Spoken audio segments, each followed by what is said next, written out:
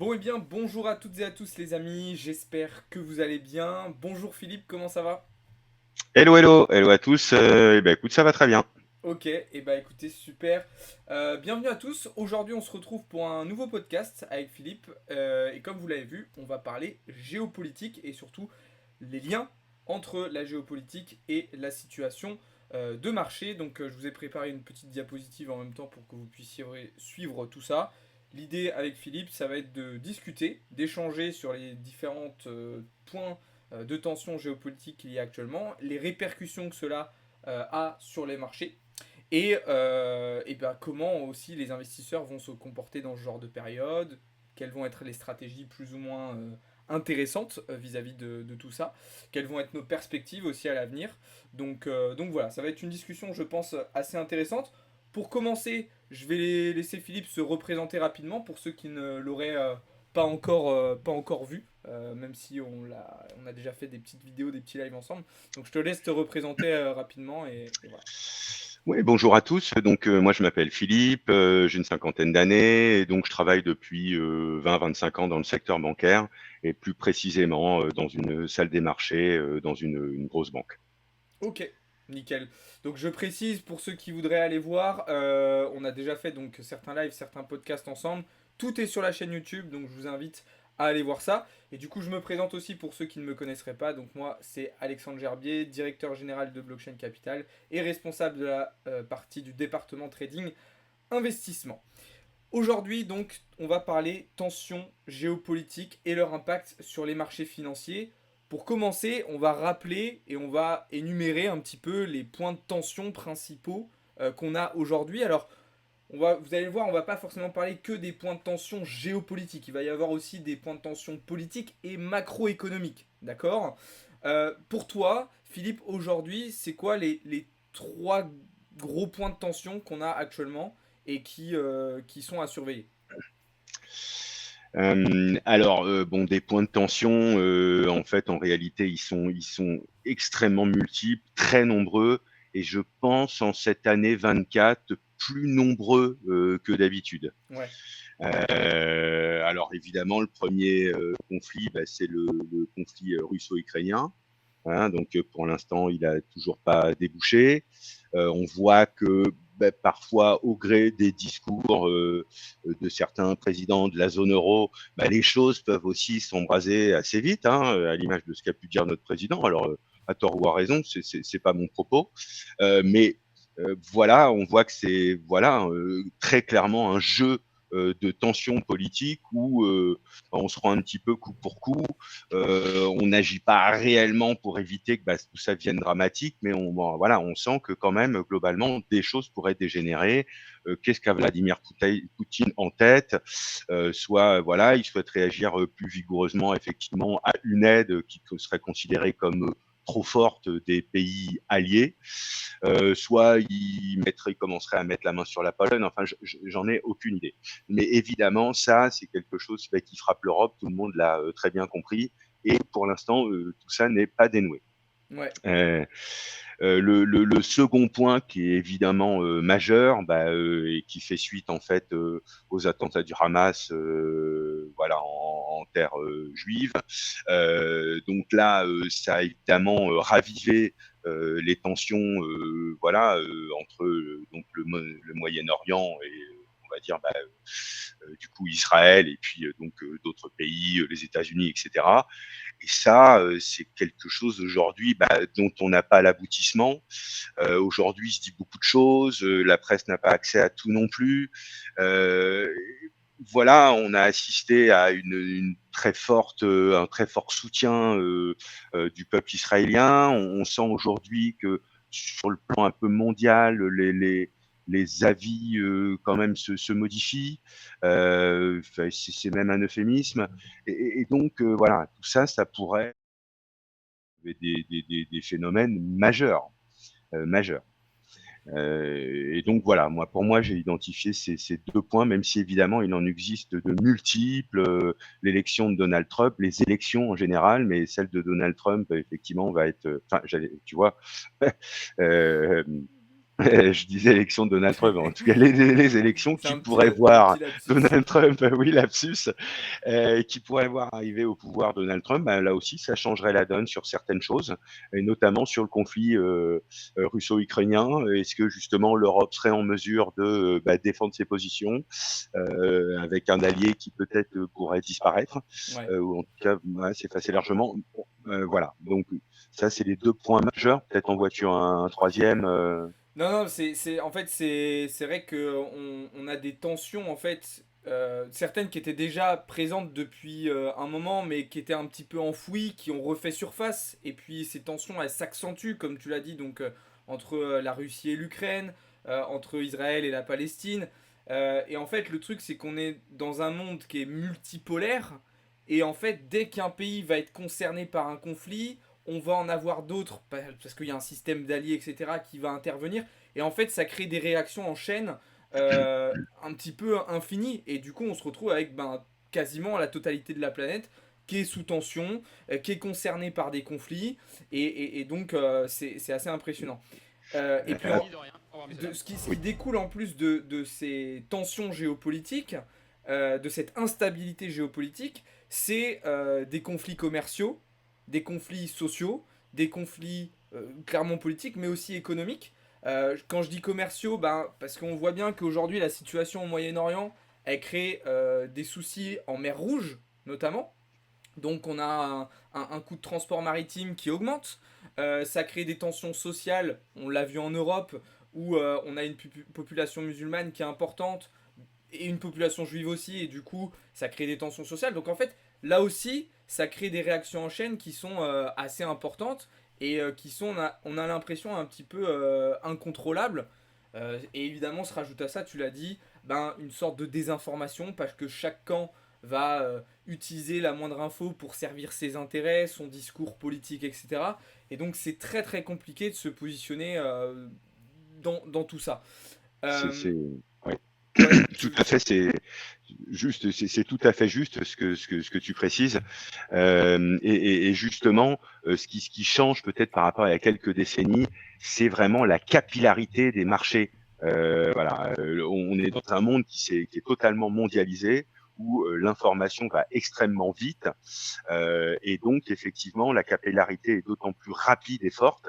Et donc c'est ça qui est important, c'est de comprendre certains événements politiques peuvent être négligeables, peuvent être sensibles ou importants, mais il faut aussi analyser finalement la densité, c'est-à-dire la lenteur ou la rapidité avec laquelle ça va avoir un impact ouais, sur les marchés, puisque c'est le sujet.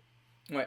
Et du coup, petite question, vu que tu as un peu plus d'expérience que moi, est-ce que tu as souvenir d'avoir eu des périodes comme ça de très très très fortes tensions sur les dernières décennies justement?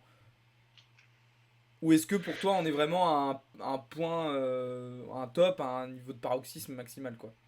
Euh, En maximal, j'ai envie de dire, je l'espère pour l'avenir, mais c'est pas du tout évident. Non, non, chaque année, effectivement, il peut y avoir des difficultés. Et puis parfois, on est dans un monde, un environnement dit de paix, et puis d'un seul coup, quelque chose dégénère. Alors, on parle bien sûr des événements politiques, mais même un événement climatique, une catastrophe naturelle, des choses comme ça peut aussi avoir des impacts majeurs sur les marchés. Et du reste, ces événements climatiques peuvent avoir des impacts sur la politique en fait menée par les États.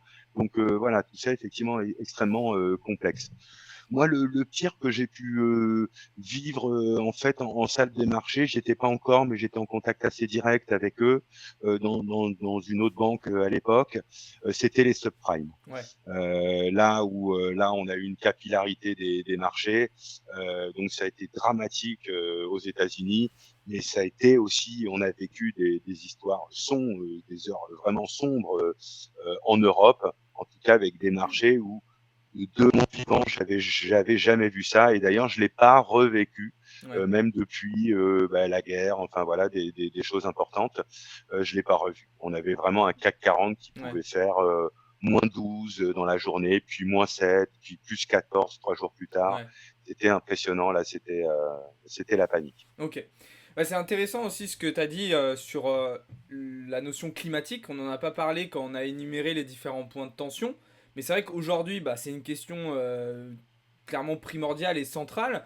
Et justement, ça va permettre de faire la transition avec l'impact que ces tensions-là, elles ont sur les marchés. Mais par exemple, aujourd'hui, un phénomène climatique comme El Niño, on le voit, a des répercussions sur le marché des matières premières. Parce que Eh oui. du coup, il y a certaines cultures qui vont être impactées. Et donc, qui dit culture impartée, dit productivité derrière, dit commerce. Enfin, voilà, il y a pareil des réactions en chaîne qui se mettent en place. Donc, en fait, n'importe quel élément va avoir un lien, un impact. Euh, du coup, pour passer justement sur cette partie désormais, la question clairement et précisément de l'impact de ces tensions-là sur les marchés, pour toi, quels vont être les marchés qui vont être particulièrement touchés et les premiers touchés, les premiers concernés par ces phases et ces points de tension actuellement? Alors, c'est jamais évident de répondre précisément à cette question parce que tout va dépendre de l'événement géopolitique ou autre qui va se produire. Maintenant, évidemment, je pense, avant tout aux matières premières, et principalement au pétrole. Ouais, Donc si effectivement on est assez averse au risque parce qu'on considère que le pétrole, il y a énormément de volatilité, bah, on évitera peut-être d'aller sur des sociétés qui sont très data dépendants justement à une matière première ouais, ou à la politique d'une banque centrale, par exemple, elle peut être sensible au taux. Si c'est un établissement financier ou un institutionnel, un assureur, elle peut être vulnérable au taux. Inversement, quelqu'un qui est dans le secteur pétrolier, Valourec, par exemple, va être très sensible au cours du pétrole. Donc, en fait, voilà, l'idée, c'est de comprendre, en fait, quand on fait un investissement, à quoi finalement il est potentiellement dépendant. ouais. Voilà, donc c'est pas C'est une très réponse complexe. extrêmement précise, mais en fait, voilà, ça dépend un peu de l'événement et l'événement, quand il arrive, on le prédit rarement. On va voir qu'il y a aussi des astuces pour ça, mais voilà, parfois on est quand même mis devant le fait accompli, donc charge à nous. Mais on va voir les solutions justement de pas être totalement investi sur des sociétés qui sont connexes au secteur pétrolier, parapétrolier. Euh, Ouais. Bah, ouais, de toute façon, ça, c'est le point d'après, justement, un petit peu quelles vont être les stratégies qui vont être plus ou moins intéressantes à adopter dans ce genre de période. Mais c'est intéressant que tu parles du pétrole parce que là aussi, en fait, on a une réaction en chaîne. C'est que le pétrole, si il est impacté, et il l'est en ce moment, on le sait très bien, ben, derrière, ça a aussi des répercussions économiques puisque un pétrole qui s'enflamme, ça va amener des pressions inflationnistes, notamment aux États-Unis. Et Complètement. donc là aussi, en fait, on a un effet domino qui se met en place. Moi, je pensais quand même aussi à la valeur, enfin à la matière première, à la valeur refuge par excellence, qui est l'or, qui est Bien sûr. évidemment très souvent, comment dire, enfin sur lesquels il y a des répercussions assez directes hein, dès qu'on a des points de tension. Pourquoi? Parce que bah, dès qu'il y a un petit peu de stress, un petit peu de peur sur le marché, tout de suite on voit des investisseurs qui viennent se protéger en investissant dans l'or. Et très C'est vrai. clairement, on le voit, bah là l'or a touché de nouveaux ATH, a C'est touché de vrai. nouveaux plus hauts parce que ben il y a des gens qui se réfugient dessus. Alors aujourd'hui, il y a aussi Bitcoin qui commence à faire office de valeur refuge. Alors c'est pas la seule raison qui fait qu'il monte en ce moment, mais je pense que ça y a participé aussi. Et puis après, bah, comme tu l'as dit, c'est très localisé en fonction de où est le point de tension, euh, qui il concerne, Complètement. etc. Complètement. Parce que on parle de tension politique par rapport au pétrole. Donc nous, par exemple, on a effectivement un desk dans la banque qui ne s'occupe que de ça, Oui, hein, qui va donc l'objectif est de couvrir en fait finalement nos clients s'ils achètent de l'or, si ils vendent du seigle, si ils bouffent du carburant dans leur modèle économique, enfin etc. Donc ça va être nous et nos points d'attention majeurs d'aller observer ça en permanence. Mais effectivement, ça peut être de tout et ça peut être une guerre dans un pays africain qui du coup fait que les raffineries sont au point mort. Mais ça peut être aussi une décision justement politique. L'OPEP qui, d'un seul oui, coup, alors que personne ne s'y attendait, décide de réduire ou d'augmenter sa production de barils. Et là, Ouais. ça a des effets évidemment quasi immédiats. Du coup, justement, toi, est-ce que dans ta banque, tu as senti ces derniers mois, durant lesquels ces tensions se sont accentuées, est-ce que tu as senti justement de la part de tes clients, mais aussi de tes équipes, euh, des changements en termes de perspective, en termes d'objectifs, en termes de comportement sur les marchés? Alors, excellente question. C'est vrai que notre objectif aussi, voilà, justement, on a de toute façon plein d'une batterie de chiffres économiques, les indices de confiance justement, au-delà des chiffres d'inflation, de croissance et cetera. On a plein d'instruments de mesure, pour, justement mesurer un peu le moral, des entreprises, mais aussi du retail. Et je dois dire qu'étonnamment, il y a pas, pas côté peut-être des particuliers, il n'y a pas de, même si évidemment on vient d'exposer tous ces conflits qui sont vraiment des conflits importants, il n'y a pas de drame absolu pour l'instant. Et d'ailleurs, si on regarde les marchés actions, hein, force est de constater qu'ils poursuivent leur progression. Et d'ailleurs, moi, j'avais dit que j'étais un peu dubitatif, donc pour l'instant, je continue de me tromper. C'est vrai qu'ils ne price pas justement un événement potentiellement un peu hard.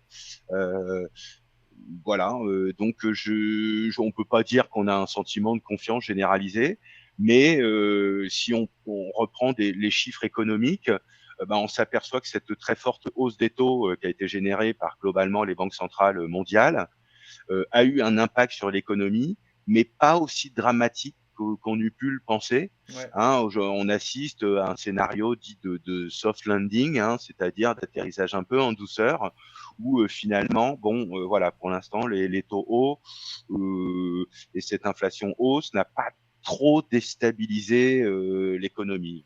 Chose égale par ailleurs. Hein, ça Ouais. dépend évidemment des pays, mais voilà. Mais c'est vrai que c'est intéressant que tu dis ça. C'était un truc dont on avait déjà parlé. Je me rappelle, je crois que c'était au mois de septembre ou octobre 2023, où déjà on était surpris par le comportement des marchés financiers qui Mm. était particulièrement haussier, alors qu'il y avait des points de tension, des pressions qui pouvaient justement limiter ça. Et c'est vrai que ce soit les pressions géopolitiques, que ce soit les pressions inflationnistes, hein, typiquement, on a eu l'exemple hier soir avec un Jérôme Powell qui a été ultra rassurant, alors que depuis décembre, on a quand même des données au niveau de l'inflation qui sont pas très satisfaisantes, qui sont pas favorables, qui ne vont pas forcément dans le sens C'est de la juste. Fed.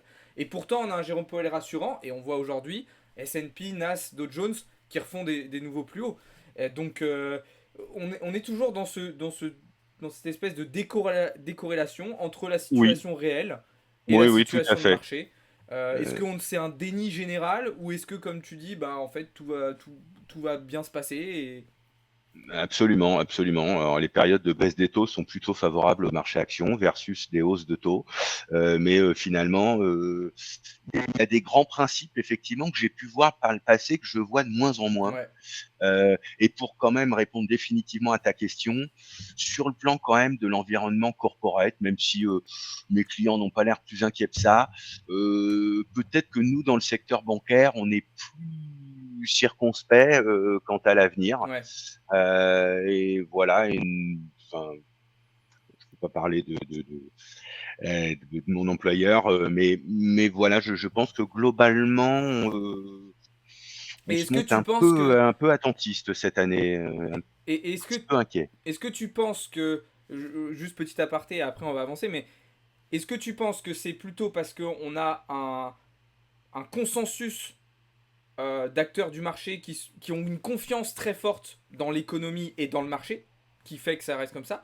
Ou est-ce qu'à l'inverse, c'est un déni où en fait tout le monde a conscience du bordel qu'il y a et de la merde que c'est, mais Mm. on met la poussière sous le tapis, quoi? Est-ce que c'est une très grande confiance ou est-ce que c'est une situation de déni complet? Est-ce que tu as un avis ou est-ce que tu sais pas non plus? Euh, Évidemment, j'ai un avis, mais qui visiblement n'est pas partagé justement par le marché. C'est que je pense qu'effectivement, il devrait se montrer un peu plus prudent. Mm. Alors, parce que globalement, en règle générale, les marchés détestent l'incertitude. Ils détestent ça encore plus finalement qu'un fait avéré qui Ouais, serait très négatif. hein, du genre, c'est fou à dire, mais finalement, une fois qu'une guerre se produit, bah, les marchés peuvent peut-être se restaurer, alors que la période d'avant qui dit que est-ce Ouais, qu'il va y avoir guerre, pas guerre, c'est là où c'est le on a le pire. plus de volatilité sur les marchés. Ouais, Voilà, donc effectivement, je pense qu'on devrait être plus prudent. Maintenant, on est dans un monde tellement effectivement interconnecté où chacun sait aussi que s'il commence à mettre une gifle à son voisin, il va recevoir une tape sur les fesses par un autre pays par voie de conséquence, etc. Alors, c'est pour ça que finalement, aujourd'hui, aucun, je citais ces éléments qui sont des éléments majeurs, mais rien ne dégénère parce que ouais. tout le monde comprend aussi que qu'on n'a pas intérêt à ce que ça dégénère et personne veut en être le fautif. Donc du coup, il y a finalement au final, pardon, une certaine sérénité Ouais. sur les marchés. Ok, bon c'est très intéressant. On a reparlé, on a vu tout à l'heure, tu nous as parlé de la crise des subprimes donc en 2008.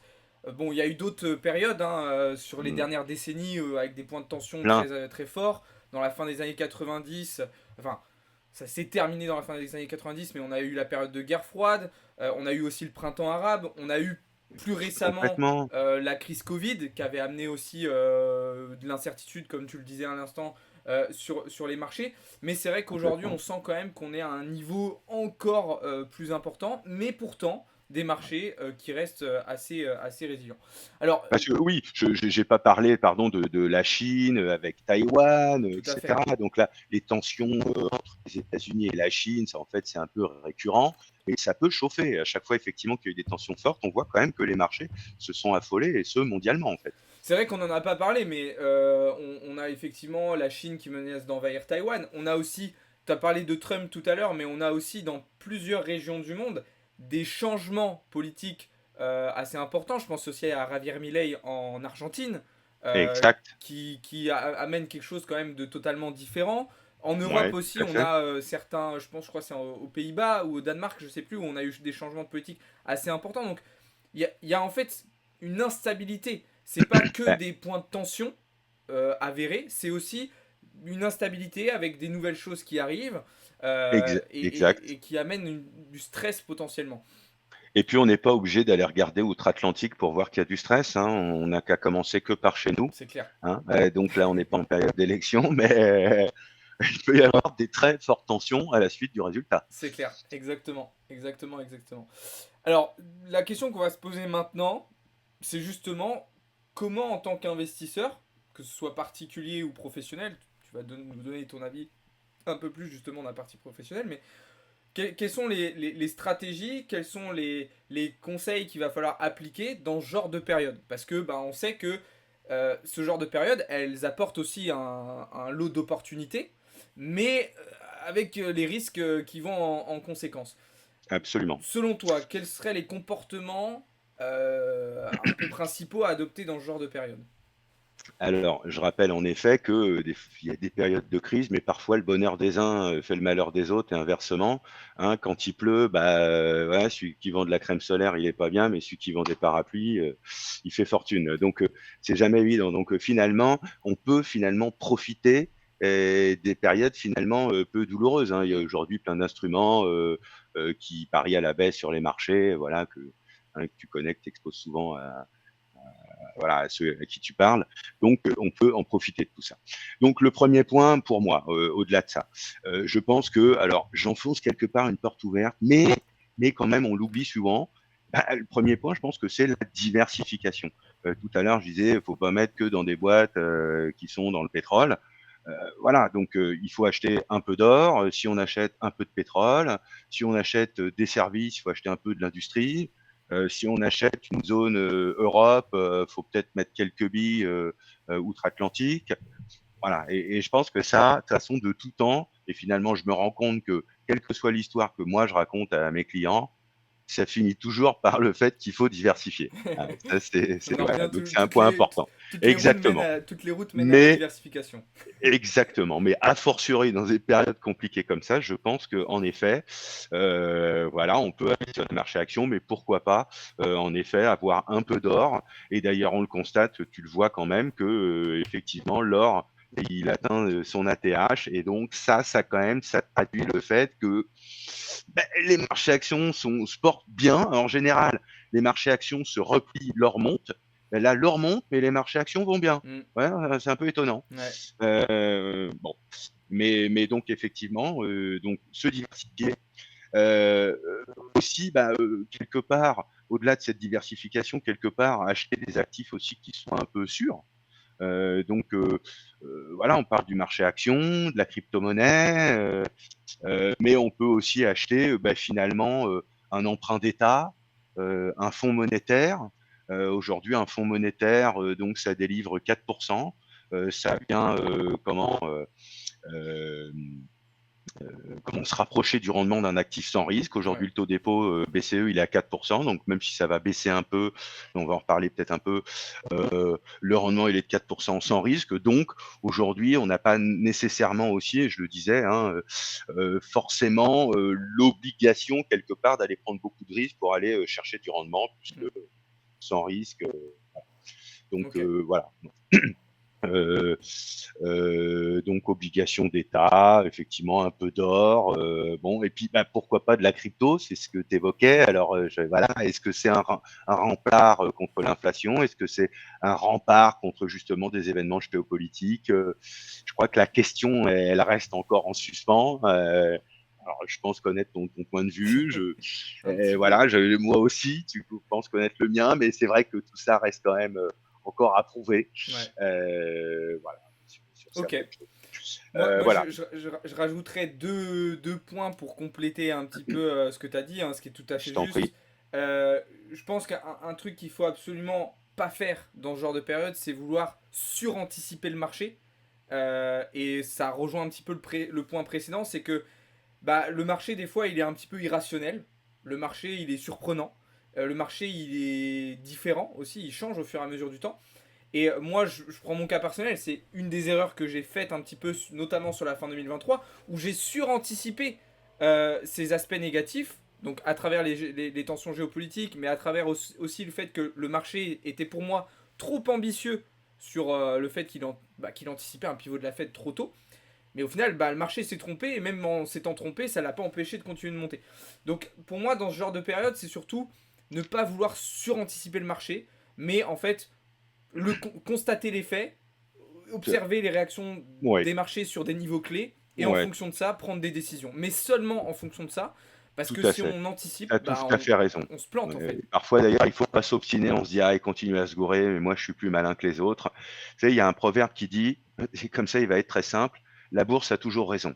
Hein, comme ça, effectivement, des fois, pourtant, tu as raison, mais si tu n'as pas suivi finalement ce que fait le marché, C'est eh ça.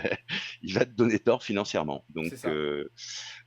tout à fait. Alors, je voulais ajouter à ça. Alors, je te laisse peut-être terminer. Non, non, j'allais juste effectivement faire référence aux cryptos dont tu parlais juste avant, avec Bitcoin qui effectivement est l'un des actifs les plus performants, hein, là, sur les 15 derniers mois. Maintenant, après, il ne faut pas oublier que le marché crypto, ça reste un marché qui est encore volatile. On l'a vu qu'il y a des phases de bull market, mais il y a aussi des phases de Oui, retracement importants. Donc, selon le contexte, selon la période, ça va être un outil plus ou moins intéressant pour justement contrer l'inflation et se protéger. c'est peut-être possible, hein. Bon, pour la petite histoire, la dernière fois que j'ai dit ça, et pas plus tard qu'il n'y a pas longtemps, un décideur de la banque, bon, voilà, il a vraiment crié au complotisme, voilà, alors que je me bats contre le complotisme, mais voilà, donc voilà, donc ça n'a pas encore atteint certains cerveaux. Pour eux, non, Ouais. là, ça relève de la pure fantaisie. Et, Donc, et oui. justement, alors juste petite question vu qu'on parle de ça, mais euh, ce décisionnaire, ou en tout cas les décisionnaires, malgré que les fonds américains aient mis en place des ETF, ça ne les fait pas Alors, changer d'avis. Alors, j'ai eu une très longue discussion avec ce N+, beaucoup, quand même au cours d'un dîner. Ouais, Et puis, finalement, quand même, il a fini par prêter une oreille attentive. Alors, toujours en m'opposant des arguments, mais auxquels finalement, je parvenais à répondre. ouais, Hein, et les arguments sont toujours un peu les mêmes. Et finalement, même dans la plus haute finance, on a des gens qui disent, mais comment on fait pour ouvrir un compte? Mais est-ce qu'on ouais, peut retirer l'argent? Mais enfin, voilà, des questions même basiques. Euh, comment dire? Et donc, je pense que les esprits changent, mais en effet, en tout cas, ça dépend des banques, en tout cas, et des institutions financières. Mais on en connaît certaines, et certaines, bon, bah, changeront sans doute après que tous les autres aient changé. Voilà, mais je pense que, comme je le disais aussi à cette personne, je pense que ça va être aussi une pression finalement de la population, ouais, hein, qu'elle soit corporate ou du retail, qui, à force de faire de la demande sur le sujet, va finir par faire réfléchir la banque. Parce qu'à un moment, le sujet s'était un peu ouvert et puis bah, le marché des crypto-monnaies s'est un peu effondré et donc il s'est refermé ouais, aussitôt. Mais j'observe aussi, il y avait une conférence de Villeroy-de-Galhau, qui était donc l'ancien président aussi voilà, d'une très grande banque française, donc de la Banque de France, et qui j'étais étonné parce qu'il a été interrogé sur le sujet et j'ai trouvé un changement quand même dans son discours, parce qu'il disait voilà, finalement il n'était pas interdit de s'intéresser à cette classe d'actifs ouais, en termes de diversification, etc. Mais il rappelait bien sûr que c'était un actif quand même extrêmement dangereux, ouais, qui devait quand même être réservé à des gens aguerris. Voilà. Mais si tu veux, j'ai été étonné. Je pense qu'il y a quelques années, il aurait dit n'y touchez pas, ouais, c'est l'argent de la drogue, etc. Et aujourd'hui, on a quand même un discours qui a été, je trouve, assez éclairé ouais. de sa part. Alors, ça ne regarde que moi, mais en tout cas, j'ai senti quand même un changement wording, comme on dit. Ouais. Bah après, c'est ce on en avait discuté, je me rappelle, dans un précédent live, mais c'est vrai que de toute façon, ces institutions-là qui sont réticentes pour le moment, en fait, vont plier sous le poids de la demande, comme tu disais, du grand public, en fait, tout simplement. Et si elles ne prennent pas ce virage-là à un moment donné, elles vont se tirer une balle dans le pied, quoi. Exactement. Donc c'est pour ça qu'il faut faire attention aussi à ces banques. Je pense qu'elles veillent et même des fois, peut-être officiellement, elles disent ne pas du tout s'y intéresser, mais possiblement, elles ont des cellules en interne qui y réfléchissent largement. Ouais, Je prends un tout petit exemple qui n'a rien à voir, mais parce que ça me rappelle un exemple que j'ai vécu là, avec l'entreprise Kodak, ouais, voilà, qui a pu peut-être être mon client dans un passé lointain. Voilà, et c'était un monstre Kodak, c'était un empire. Bon, et eux, ils n'ont pas cru au numérique. Voilà, ils étaient toujours un peu sur le modèle argentique, ouais, etc. Et, et bon, bah voilà, on a vu ce que ça a donné. En fait, ils se sont effondrés. Voilà. Et en dépit, ils ont voulu rattraper, mais trop tard, quand le train est en marche, ils vous arrachent un bras. Et donc, voilà. Et donc, je veux dire aussi, c'est voilà, les banques, effectivement, je pense, regardent. Et puis, il y a un deuxième élément aussi, c'est que bah, aujourd'hui, enfin, Bitcoin, il a fait un ATH à, je sais plus, 73, 74 ouais. 000. Tu dois le savoir un peu mieux que moi. Mais ça, c'est quand même aussi un argument pour dire, vous savez que ça fait 10 ans que vous me dites que la crypto, ça vaut zéro. Et ça fait 10 ans que si vous aviez mis 1000 dessus, Ce serait pas vous mal, quoi. seriez beaucoup plus riche qu'en mettant sur votre livret A. Donc ça, quand même, C'est le vrai, nerf de la guerre, ça les fait chiffres ne mentent réfléchir. pas. Les chiffres ne mentent pas. Évidemment, les chiffres quand même parlent. Et quand on dit que bah voilà, que la Valo, ça vaut plus cher que le CAC 40 réuni, enfin voilà. Donc c'est pas pour autant que c'est une certitude demain, mais enfin quand même c'est un argument qui est réel, quoi, qu'un financier est obligé de C'est prendre en ça. compte. C'est ça, exactement. Ouais, c'est intéressant le parallèle que tu fais avec Kodak, mais aujourd'hui, on est vraiment dans cette situation où les entreprises qui veulent pas prendre ce virage-là, tout comme celles qui n'ont pas voulu prendre le virage Internet dans les années 2000, vont en fait se faire exploser par celles qui auront pris ce virage-là. Donc ça va faire Complètement. c'est un nouveau cycle qui démarre et ça va faire un nettoyage en fait dans tout ça. Tout à fait. Il faut toujours être en veille. Tu vois, BlackBerry, il y en a tellement des exemples. BlackBerry, toutes les corporates, ils en avaient. Ouais. Ils se sont effondrés. Voilà, ils ont raté des quelques tours technologiques. Ça s'est mal passé. C'est clair, hein. Tu Enfin voulais bon. rajouter un dernier point. Oui, je voulais euh, rajouter le dernier point. C'est justement, enfin, il tombe sous le sens quelque part, mais bon, il impose quand même de faire ce travail. C'est de se maintenir en veille permanente. Lire la presse, les Échos, Le Monde, etc., ou peu importe, d'autres sites, mais qui relaient de l'actualité et le plus possible en temps réel. Alors évidemment, tout le monde n'a pas Reuters ou Bloomberg, ne serait-ce parce que les coûts Ils sont un mensuels, si vous peu... voulez donner de l'info live, c'est un peu prohibitif. Enfin, pardon, je n'ai pas dit, mais bon. Il y a aujourd'hui, il y a plein de sites gratuits qui permettent d'avoir de l'info. Donc, en fonction peut-être voilà aussi de votre portefeuille, vous devez avoir les yeux rivés un peu plus effectivement sur des infos qui concernent le pétrole ou le secteur des services ou les semi-conducteurs, enfin voilà, peu importe. Mais ce que je veux dire, c'est s'informer. Voilà, c'est très important et donc ça permet de s'informer, de peut-être justement parfois d'anticiper un peu les choses. De bien lire à vous, vous avez recoupé, croisé les informations, vous pouvez avoir voilà, quelque part des points éclairés, Ouais, c'est vrai que c'est super important, se tenir au courant, d'avoir des convictions. de voilà, être en alerte et puis aussi ne pas être comment dire, dans la pression aussi de se dire il faut que je fasse quelque chose. Il y a aussi des moments où il faut accepter d'être en dehors du marché. Quand le marché est trop compliqué, quand le marché Ouais, complètement. est compliqué à appréhender, bah, faut se dire ok, moi je reste en observation et puis quand des opportunités plus intéressantes et qui me correspondent se présenteront, et ben j'irai. Mais Complètement, faut que vous soyez complètement, capable de vous dire ça complètement. aussi, et il faut avoir d'une certaine manière une certaine humilité par rapport au marché, quoi. Ne pas se penser plus fort que tout le monde, ne pas se penser plus fort que le marché, je pense que c'est aussi important dans ce genre de période. Complètement, complètement. Complètement. D'ailleurs, un trader, hein, ce que je suis pas du tout, mais je peux avoir Alors, par contre, Philippe, lu des bouquins sur le je te sujet. coupe 2 secondes, on t'entend moins bien là depuis quelques minutes. Ah, Je sais pas pardon, si ça grésille un petit peu. peut-être un téléphone portable qui sonnait.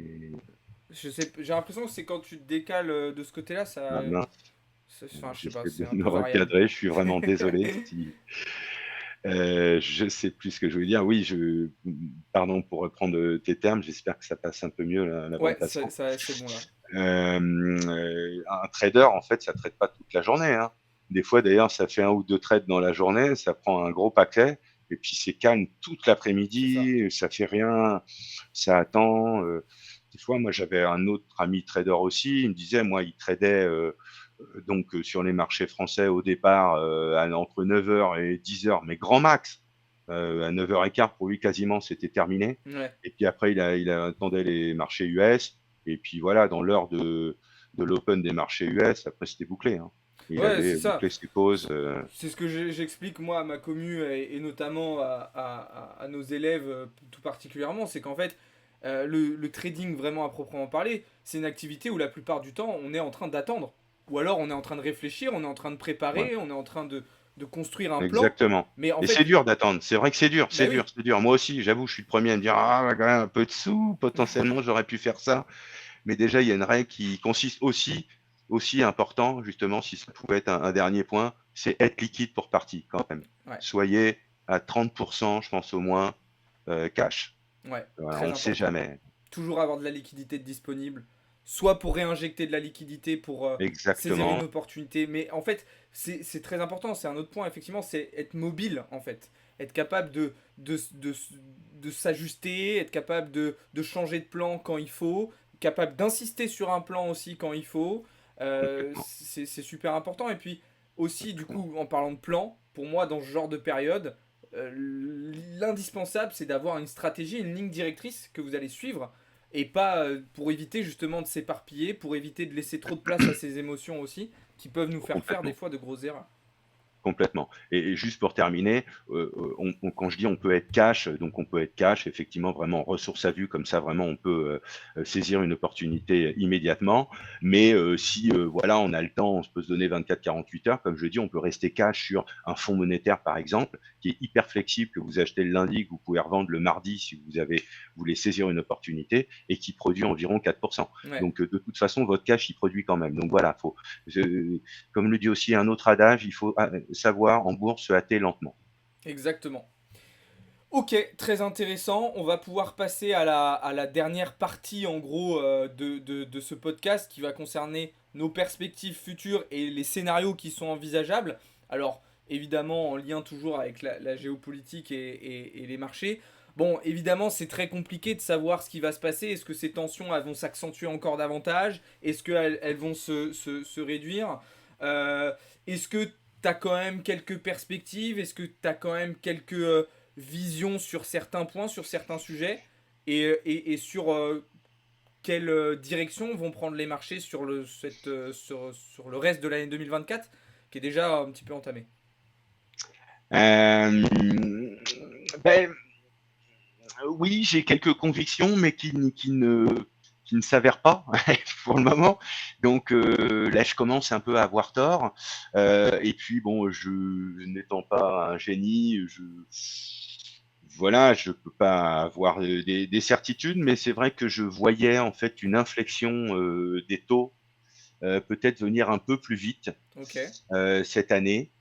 Et d'ailleurs, c'était un peu là pour le coup, je suis pas toujours dans les anticipations de marché, mais j'étais plutôt dans les anticipations de marché de fin d'année ouais, qui prévoyaient quand même une dégressivité à un rythme assez fort ok, des banques centrales, ok. tant de la Fed que de la Banque centrale, où on voyait sur le marché quand même dans les forecasts on était quasiment, ouais, on était à 150 points de base de baisse sur les marchés Donc tu par tablais rapport plutôt, toi aussi, sur au à BCE. peu près 6 baisses de taux de la Fed sur Ouais, 2024, ouais. ouais, moi j'étais plutôt là-dessus, avec une inflation qu'on voyait toujours finalement chuter, qui commençait gentiment à se rapprocher des 2, alors avec une résilience des matières premières, voilà, comme ça, au coup par coup. Donc c'était ça qui venait un peu brouiller les pistes.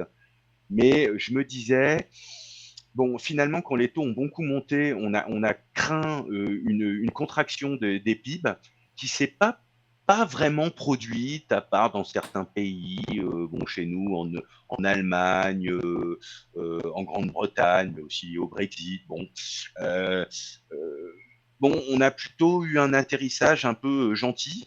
Et moi, je me suis dit, je pense qu'on va se faire rattraper par cette histoire et qu'au bout d'un moment, ça va finir tout ça par se traduire dans les chiffres. Ouais. Et donc, ça va inciter les banques centrales quand même à dire, allez, allez, maintenant, faut appuyer à la baisse parce que finalement, on y a été quand même lourdement, hein, c'est historique quand même. Hein. Mm. Nous, en zone euro, 450 points de base sur le taux dépôt, Ouais. c'est historique, en 2 ans à peu près. Donc voilà, je voyais un Ok. assouplissement, mais aujourd'hui, les marchés voient moins que ça. Ils price 75, 100. Ouais. Euh, Ouais, tu vois, c'est un moi, peu timide et d'ailleurs, on voit que ça décale. Hein.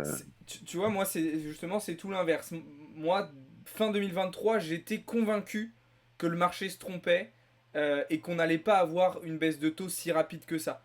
Euh, En fait, et, et, et tu l'as dit, c'est lié aussi au PIB, c'est que la Fed, elle disposait, et elle dispose toujours, hein, d'une marge de manœuvre assez conséquente. Elle a monté ses taux très haut et elle a vu que l'économie américaine restait solide. Et tout à fait. Et tu as Elle- raison. Et d'ailleurs, tu vois, je tombe dans un des pièges que tu citais. Moi, je veux trop anticiper peut-être l'avenir, alors que effectivement, les chiffres quand même montrent de la c'est résilience. ça, ouais. Donc, bah, finalement, Après, voilà. sur l'Europe, Mais bon, je te dis qu'un jour, c'est ça aussi l'objectif des marchés, c'est d'anticiper. c'est Hein, vrai. ce qu'on sait dire aujourd'hui n'a d'ailleurs pas d'intérêt. Je rappelle que c'est ça. Anticiper les choses, c'est que les marchés, en règle générale d'ailleurs, ils valorisent le futur. C'est ça, il price. Total ou n'importe quelle boîte, elle n'est pas valorisée sur ses chiffres d'aujourd'hui, mais sur ses résultats. On a vu Exactement. une banque, là, d'ailleurs française, avoir des très bons résultats, mais décevoir peut-être possiblement sur ses perspectives. Le marché, lui, il achète l'avenir. Exactement, ouais, tout à fait. Et tu disais, tu parlais de l'Europe. Par contre, tu vois, pour moi, on est dans une situation différente en Europe. Et c'était le sujet d'une de mes vidéos il y a 2 semaines, où j'émettais la possibilité que, là aussi de manière historique, la BCE décide de pivoter avant la Fed. Pourquoi? Parce que la Ouais. BCE, elle dispose pas de cette marge de manœuvre qu'a la Fed. Eh oui, Pourquoi? Parce eh que oui, nous, niveau croissance, on est dans la merde. eh En oui, France et eh en oui. Allemagne notamment. Et donc, C'est tout est-ce à que fait. justement la BCE ne va peut-être pas devancer la Fed dans une baisse de taux et pour justement protéger et préserver un petit peu l'économie européenne, quoi. Alors, c'est une excellente réflexion que tu fais là, parce que je pense que sur le plan économique, effectivement, c'est le scénario qui devrait se produire. La situation est plus fragile en zone euro, et du reste, elle est plus hétérogène par nature. Euh, mais c'est historiquement, il est assez rare de voir une banque centrale dicter la C'est ça. conduite. Voilà, souvent, la banque centrale européenne, elle emboîte le pas des US et elle n'ose pas le faire avant elle. Alors des fois, les rythmes peuvent être un peu différents, mais c'est vrai que souvent, c'est les US qui donnent le ton.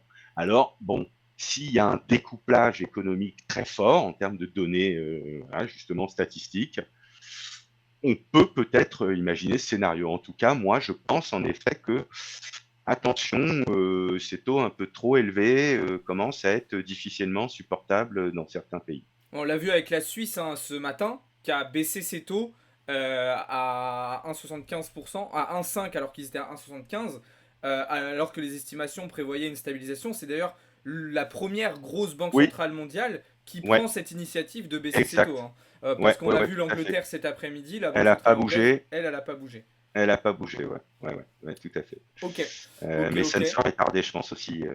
Bon, mais elle a aussi des problèmes d'inflation qui étaient assez sérieux. Ouais, moi, Plus tu vois, sérieux que. je trouve. Alors, ouais, dans le chat, ils disent ça grésille encore un petit peu ton Ah micro mince. par moment. Je suis désolé hein, pour ceux qui Ouais, ont je fait suis qui ont posé désolé la également. question. Euh, et du coup, ouais, donc j'allais revenir sur le Royaume-Uni. Moi, tu vois, je trouve qu'ils s'en sortent presque mieux que nous. Quand je dis nous, c'est le reste de l'Union Européenne en ce moment. Au niveau inflation, ils ont leur croissance qui est remontée un peu plus, contrairement à nous, leur inflation qui a baissé un petit peu plus aussi. Et ce que je disais, c'est qu'on leur a tapé dessus un peu après le Brexit en leur disant vous allez voir, c'est une connerie, etc. Mais je trouve que là, depuis quelques mois, ils s'en sortent peut-être un petit peu mieux que le reste de l'Union Européenne. Après, Alors, j'ai. possiblement sur un temps court, Ouais, mais selon moi sur un temps long, et je disais encore un papier aujourd'hui, pour l'instant, non, le Royaume-Uni ne sort pas gagnant du Brexit ouais, à de nombreux points de vue. Je pense sa devise, qui est quand même pas mal dévissée et ouais. qui peine à remonter. Sur le plan économique, je rappelle que alors peut-être que là, oui, c'est un petit peu plus florissant, mais en même temps, elle vient de beaucoup plus loin.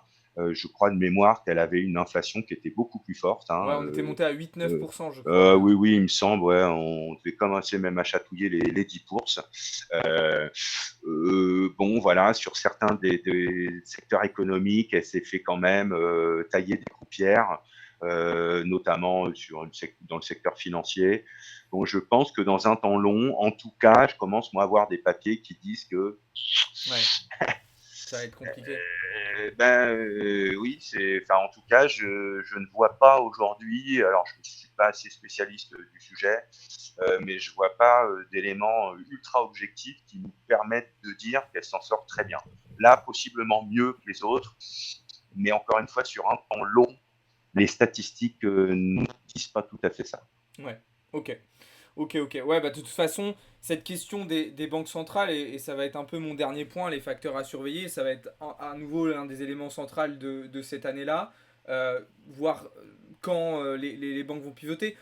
Moi, tu vois, là, pour les estimations, il y a une probabilité qu'on ait une première baisse de taux au mois de juin. J'y crois pas du tout. Pour moi, la Fed ne pivotera pas avant l'été. On aura pour moi trois baisses de taux. Ça sera septembre, novembre, décembre. Et je pense que ça sera tout pour cette année. Qu'est-ce que tu vois, donc, à part ça, comme facteur vraiment important pour cette année? Est-ce que, pour toi, la question de la dette va revenir sur la table aux US? Est-ce que, pour toi, les risques de récession peuvent refaire surface? Ou est-ce qu'il y a d'autres éléments qui potentiellement pour toi pourraient être à surveiller et pourraient amener de la volatilité cette année? Alors, là, je vais peut-être te décevoir, mais c'est vrai que là, actuellement, on va dire que c'est stable, hein, toutes choses égales par ailleurs, hein, eu égard à tout ce qu'on vient de dire, mais il n'y a pas de choses que je trouve assez incroyables. Voilà, je regarde effectivement la Banque centrale et tout, mais on note quand même que sur les marchés, un peu tout, même sur le Forex, il n'y a pas trop de vol. Ouais, Donc il y a pas, on peut pas dire que, en tout cas, les marchés reflètent une forme de tension politique assez forte actuellement. Moi, en effet, mon point, ce que je regarderais le plus, c'est les stats éco.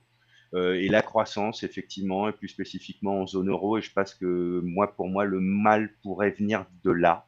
Ouais. Au-delà, bien sûr, des contextes géopolitiques, mais je suis pas dans la tête de Poutine, je suis pas dans la tête de plein de gens belliqueux, et donc ça, c'est très dur. Et en fait, voilà, je ne peux pas anticiper des Mm. événements qui finalement ne se sont pas produits, même si on peut imaginer que oui, potentiellement, ils peuvent se produire. On peut imaginer aussi qu'ils se produisent l'inverse. Et c'est pour ça que finalement, je te dis, alors, ça ressemble un peu au calme avant la tempête quand Ouais. même, hein. Tout va bien, les marchés sont hauts, mais enfin voilà. Bon, voilà, je peux pas en dire plus, mais c'est vrai que j'ai entendu voilà certains discours, je dis notamment dans les discours qui se veulent plus circonspects quant au temps à venir.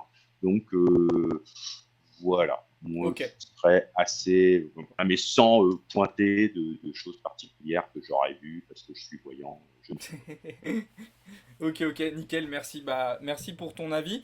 On va terminer pour conclure ce petit podcast qui était très intéressant et évidemment qui est non exhaustif, hein. On aurait pu développer sur tous les sujets, on aurait pu passer 1 heure quasiment sur chaque truc, donc évidemment on a raccourci, on a résumé. Ce que je vous invite à faire, c'est poser vos questions, là pour terminer. S'il y a certains points que vous voulez soulever, si vous, certains avis que vous voulez donner, si vous voulez que nous aussi potentiellement on revienne sur certains éléments, si vous voulez intervenir un petit peu dans les différents chats, n'hésitez pas à le faire.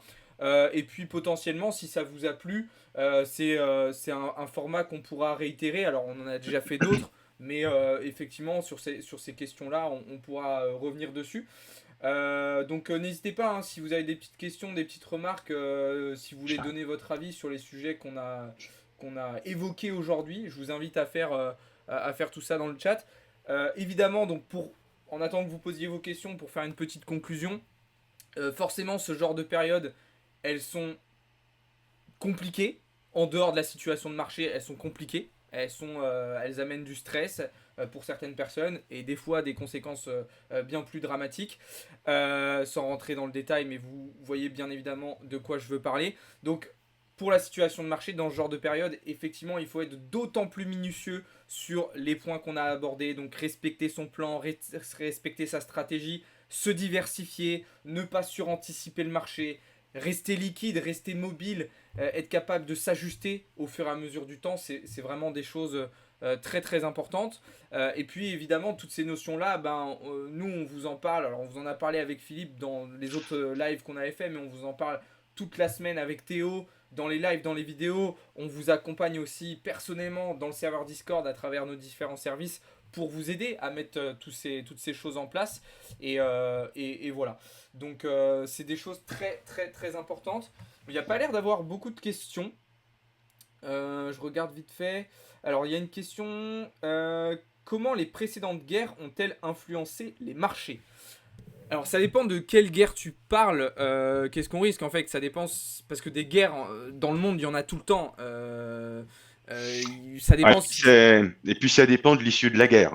Et J'ai envie de aussi, dire, la réponse va être différente selon qu'on est du côté allemand ou français, par c'est exemple. ça. Et encore, ça, c'est juste les guerres européennes, mais des guerres, on en a Complètement. partout, entre guillemets, malheureusement, tout le temps. Ouais. Donc, ça dépend lesquelles. Mais c'est vrai que si on prend Alors, l'exemple des deux grosses guerres mondiales, c'est quoi l'impact que ça a eu? S'il y en a qu'un, enfin, il y en a pas qu'un, mais. eh, c'est là, pareil, la question mérite d'être précisée. Avant, pendant ou après? Ouais, Parce que avant, ben, il y a eu de très fortes tensions sur les marchés, hein, qui n'étaient pas aussi installés que ceux qu'on connaît aujourd'hui, mais la crise de 29, tout ça. Donc, ouais, voilà, les marchés étaient quand même déjà en place. Euh, donc, bah, les périodes de très forte intercitude, évidemment, bah, ça a provoqué beaucoup de volatilité sur les marchés, hein, historiquement, c'est une évidence. Évidemment, après, il y a eu des drames, puisque dans de très nombreuses activités, bah, des indices se sont écroulés, hein, puisque il y a des pans entiers de l'industrie ou autres qui ont été décimés, qui ont dû cesser l'activité, etc. Donc, mais alors je réponds, ça va peut-être pas être satisfaisant, hein, parce que quelque part, j'enfonce une porte ouverte, mais bon, c'est bon quand même de voir qu'en fait, finalement, tout ça se fait en plusieurs phases. Les phases sont différentes. Donc, évidemment, en temps de guerre, c'était extrêmement compliqué. Mais ce qui est, ce qui est étonnant de constater, mais en fait, finalement, qui découle d'une certaine logique, c'est que à la fin d'une guerre, et même dans les deux camps, alors c'est plus long dans le camp qui a de la défaite, mais dans les deux camps, on se reconstruit et ça génère beaucoup de croissance. Ouais. Et oui, oui, parce qu'au moins, bah, il y a quelque chose à refaire. Il n'y a plus rien, tout est à genoux. Donc Donc finalement, en forcément, fait, voilà, et en fait, c'est ça qui a notamment aussi généré les Glorieuses. C'est que bah, tout ça, ça fait exactement. beaucoup d'activités. Alors, c'est ça le grand paradoxe. Et je voudrais citer quelqu'un que j'aime pas particulièrement, mais Mussolini disait, pour qu'un pays soit sain, il doit faire la guerre tous les 25 ans. Voilà, donc bon, alors lui, évidemment, il n'a pas plus pays qu'eux, et je pense qu'on peut peut-être se passer de ça pour faire de la croissance. Mais la vérité, c'est que voilà, dans l'absolu, quand ça se produit, c'est compliqué, mais que effectivement, potentiellement après, alors au-delà d'évidemment, ça peut rebattre des cartes, hein, à l'évidence. Hein, c'est des moteurs de croissance. C'est des gros Bah, c'est moteurs de vrai croissance. que aujourd'hui, alors tu parles de Mussolini, mais plus récemment, enfin même si c'était valable déjà à l'époque, mais les États-Unis se servent de la guerre pour mettre en place justement des économies de guerre. Le fait qu'ils soient intervenus énormément aux quatre coins du monde, et tout particulièrement depuis le début des années 2000, économiquement, c'est pas anodin. Alors, je dis pas qu'ils vont faire la guerre juste pour gagner de l'argent, hein, pas du tout, mais évidemment, ça a des liens économiquement. Voilà, le fait qu'ils soient allés en Irak, qu'ils soient allés là-bas, etc., au Vietnam. Enfin, Vietnam, c'était avant les années 2000, mais c'est un outil effectivement qui est utilisé économiquement, la guerre, et comme tu l'as dit, ça a des répercussions après, enfin avant, pendant, mais surtout après, Bien sûr. pour les perdants et pour les vainqueurs. Complètement. Et d'ailleurs, c'est assez amusant parce que j'aime bien aussi un peu l'histoire, enfin de voir ce qu'on nous raconte justement 50 ans plus tard. Et puis il y avait encore un film intéressant hier. Bon, bref. Mais en fait, l'histoire, la vérité, c'est qu'on la connaît parfois pas tout de suite et qu'on la connaît bien des années plus tard. Cette forme justement d'économie souterraine, si je puis m'exprimer ainsi, où des États effectivement vont financer d'autres ou vont financer certaines activités.